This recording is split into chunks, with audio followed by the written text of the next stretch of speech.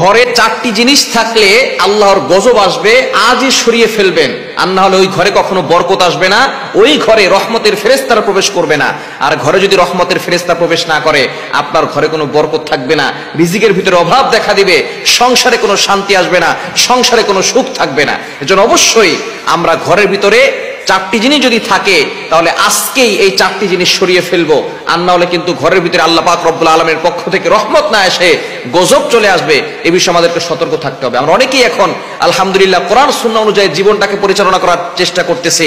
আমরা ঘরের ভিতরে এখন কোরআন ঢুকিয়ে আমরা নিজেদেরকে পরিবর্তন করে সুন্দর করে জীবনযাপন করে জান্নাতের পথের দিকে আমরা হাঁটতেছি, কিন্তু অনেকেই জানে না যে কি কি জিনিস রাখলে ঘরের ভিতরে ক্ষতি হতে পারে, এটা অনেকেই জানে না। এজন্য আমরা এই চারটি জিনিস যদি ঘরে থাকে তাহলে তাড়াতাড়ি বের করে ফেলবো।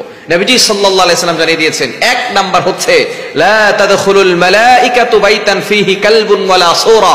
এক নাম্বার, যেই ঘরের ভিতরে কুকুর থাকে ওই ঘরে রহমতের ফেরেশতারা প্রবেশ করে না। নবীজি সাল্লাল্লাহু আলাইহি ওয়াসাল্লামের কাছে জিবরাইল আলাইহিস সালাম প্রায় সময় ওহী নিয়ে আসতেন। জিবরাইল আলাইহিস সালাম যত নবী দুনিয়াতে এসেছেন সবচেয়ে বেশি এসেছেন আমাদের নবীর কাছে।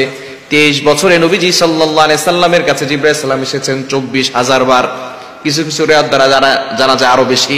সুতরাং নবীজি সাল্লাল্লাহু আলাইহি সাল্লাম একবার তিনি দেখলেন জিবরাইল সালাম আসে না, তার আসার কথা ছিল কিন্তু তিনি আসে না।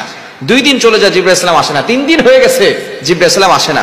হঠাৎ করে নবীজি সাল্লাল্লাহু আলাইহি সাল্লাম দেখলেন তার ঘরের ভিতরে একটা কুকুরের ছানা, একটা কুকুরের বাচ্চা সেখানে আছে। নবীজি সাল্লাল্লাহু আলাইহি সাল্লাম বুঝতে পেরেছেন এই কুকুরের বাচ্চা থাকার কারণে এখানে জিবরাইল সালাম আসতেছেন না। আমরা অনেকেই ঘরের ভিতরে কুকুর পালি।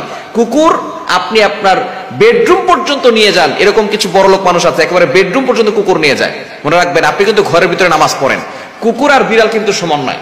বিড়ালের যেই বর্তমান যে লালা, বিড়ালের যে লালা আছে, বর্তমান চিকিৎসা বিজ্ঞান এটাকে পরীক্ষা করে দেখেছে, এটার ভিতরে তেমন জীবাণু নাই, এটা মানুষের ক্ষতি করে না। কিন্তু কুকুরের ভিতরে যে লালা আছে, বিজ্ঞান রিসার্চ করে দেখেছে যে লালার ভিতরে বিষাক্ত ভাইরাস রয়েছে, যেগুলো মানুষের পেটের ভিতরে গেলে মানুষ বড় ধরনের রোগের ভিতরে আক্রান্ত হতে পারে।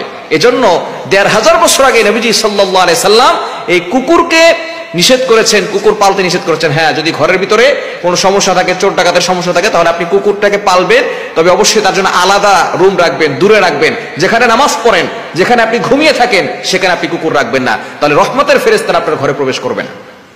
দ্বিতীয় নাম্বার হচ্ছে ওয়ালা সূরা, কোন প্রাণীর ছবি ঘরে টানিয়ে রাখবেন না। আপনার বাবার ছবি, মায়ের ছবি, নিজের স্বামী স্ত্রীর ছবি, সন্তানদের ছবি অথবা কোনো প্রাণীর ছবি, এগুলো আপনি ঘরের ভিতরে টানিয়ে রাখবেন না, তাহলে রহমতের ফেরেশতারা প্রবেশ করবে না। আজকেই খুলে ফেলবেন।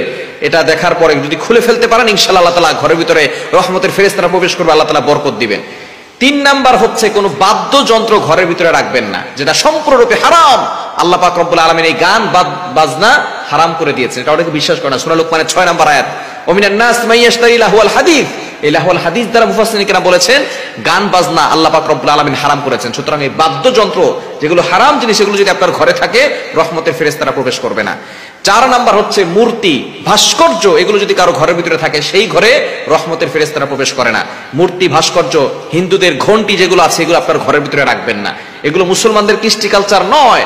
আপনার ঘরের ভিতরে এইসব জিনিস যদি বের করতে পারেন, তাহলে ঘরের ভিতর থেকে অভাব দূর হবে। আর এগুলো যদি ঘরে থাকে, লক্ষ লক্ষ টাকা ইনকাম করেও কিন্তু আপনার ঘরের ভিতরে শান্তি আনতে পারবে না। মনে রাখবেন, টাকা পয়সা দিয়ে সুখ শান্তি কেনা যায় না। সুখের মালিক হচ্ছে আল্লাহ।